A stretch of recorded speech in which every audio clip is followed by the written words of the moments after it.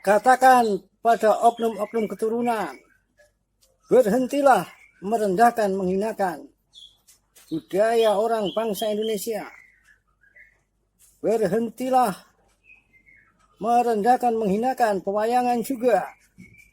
Tegaskan, jangan malah semakin ganas merendahkan, menghinakan budaya orang bangsa Indonesia. Bukan malah semakin garang merendahkan, menghinakan pewayangan juga. Lihatlah, semakin ganas merendahkan, menghinakan budaya orang bangsa Indonesia, semakin kelihatan rendahnya. Semakin garang merendahkan, menghinakan pewayangan, semakin menampakkan kejahilan alias kebodohan. Bukan hanya sekedar karena merendahkan, menghinakan apapun, itu merendahkan, menghinakan diri sendiri. Tetapi camkanlah, kalau yang rendah merendahkan yang tinggi, jadinya rendah sekali. Jadi aneh, tidak tinggi kok merendahkan. Haruskah dengan sengaja menutup mata, menutup telinga untuk mengelabui?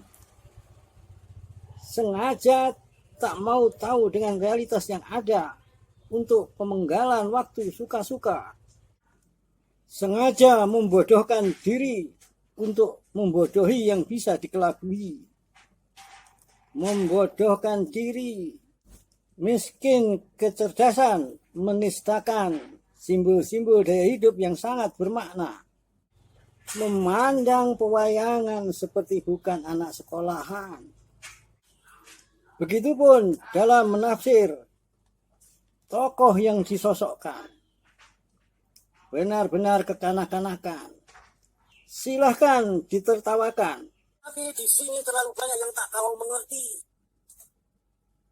Padahal tak mau tahu itu kemunduran.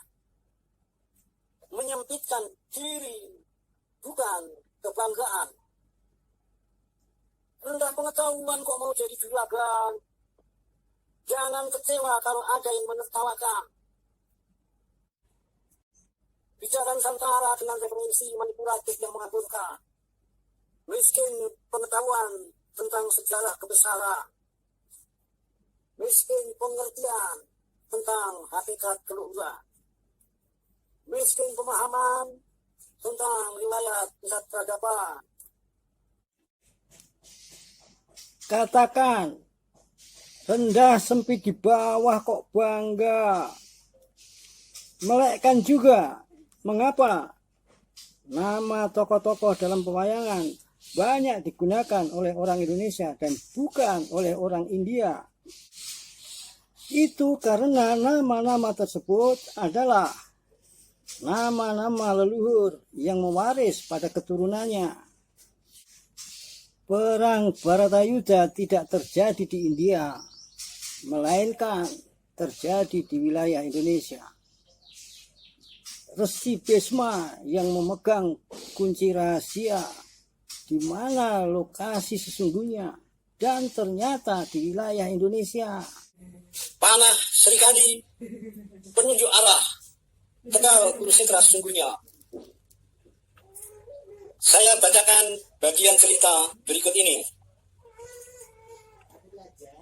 Resi Bisma rebah dalam medan pertempuran. Setelah Krishna dan Arjuna sampai di Pesanggerahan, Krishna lalu memanggil Srikandi yang segera menghadap. Beliau menerangkan bahwa Srikandi esoknya akan dijadikan panglima perang melawan Bisma. Srikandi sangat girang mendengar sabda Batara Krishna itu, karena akan dapat memperlihatkan watak keprajuritannya kepada dunia dalam membela keadilan. Esok harinya, Srikandi telah siap sedia maju ke medan pertempuran melawan Resi Bisma yang sangat sakti. Tak lama berangkatlah Pandawa ke medan pertempuran, dan seketika itu juga terjadilah pertempuran yang sangat hebat. Resi Bisma yang tak putus-putusnya menghujani panah kepada Pandawa dari atas kereta demi melihat Sri Kandi maju, dengan segera meletakkan busurnya dan turun dari kereta. Sri Kandi terus menghujani Resi Bisma dengan panah, disusul oleh panah Arjuna yang bagai air hujan turun dari langit mengenai badan Resi Bisma, tembus dari dada terus ke belakang, sehingga badan sang Resi bagai dihias dengan anak panah. Walaupun demikian, beliau sedikit pun tak kelihatan gentar. Romanukanya memberikan ketabahan hati dan rasa ikhlas, mengorbankan jiwa untuk menetapi watak satrianya. Sebelum matahari terbenam, bersabdalah sang Resi dalam hatinya, "Saya takkan mati sebelum menghendaki mati." Oleh karena banyak anak panah yang menengahinya, beliau pun tak tahan lagi, lalu rebah disanggah oleh anak panah yang menembus tubuhnya sehingga kepalanya tergantung. Waktu itu ialah hari ke-10. Ketika beliau rebah, matahari sedang berjalan ke selatan. Demikianlah bagian cerita yang mengandung petunjuk jelas yang saya maksudkan.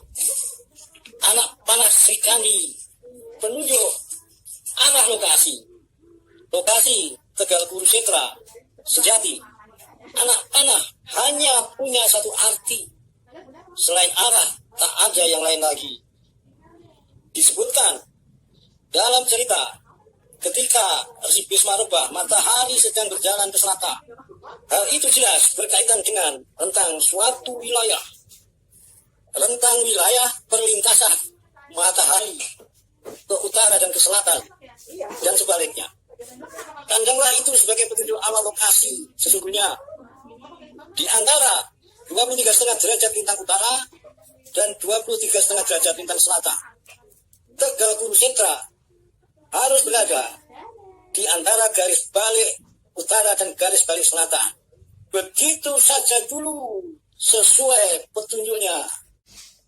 Ya, kiranya sampai di sini saja dulu dari Resi Bisma. Jangan percaya pada oknum-oknum keturunan yang suka merendahkan, menghinakan. Rendah kecerdasan budaya, diduga menderita kemiskinan jiwa,